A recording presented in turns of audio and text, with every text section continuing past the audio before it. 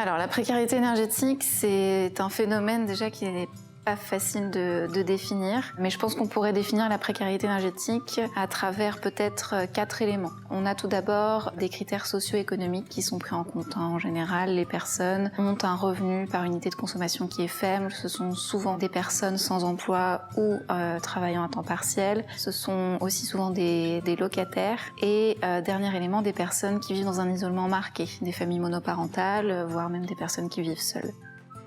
Autre critère qui peut être pris en compte pour définir la précarité énergétique, c'est la performance du bâtiment, puisque bien souvent on constate que les personnes qui sont en situation de précarité énergétique vivent souvent dans des logements qui sont vieillissants, donc qui ont été construits avant 1975 pour la plupart, et souvent aussi ce sont des personnes qui vont être dans des logements qui fonctionnent au chauffage collectif et qui donc n'ont absolument pas la main sur le chauffage, qui peuvent pas décider de baisser leur consommation et qui vont faire face à des factures d'énergie qui leur sont imposées.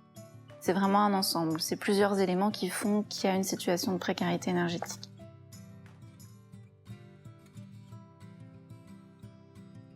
Je suis pas sûre que toutes les personnes qui sont en situation de précarité énergétique arrivent à mettre un nom dessus. Et puis c'est pas toujours facile de reconnaître qu'on a du mal à se chauffer tout simplement.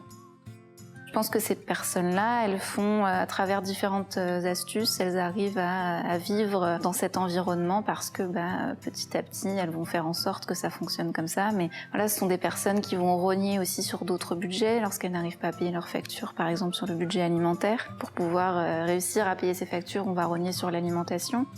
Pareil, si c'est, par exemple, je sais pas, un exemple, on a hérité d'une grande maison qui est pas du tout isolée, on se retrouve dans cette maison, on n'a pas d'isolation, du coup on va dire je vais vivre que dans cette pièce pour pouvoir chauffer uniquement cette pièce-là. Donc on se retrouve dans un univers un peu restreint, des conditions de vie qui sont loin d'être idéales. Mais se déclarer en précaire énergétique, je pense que c'est pas évident.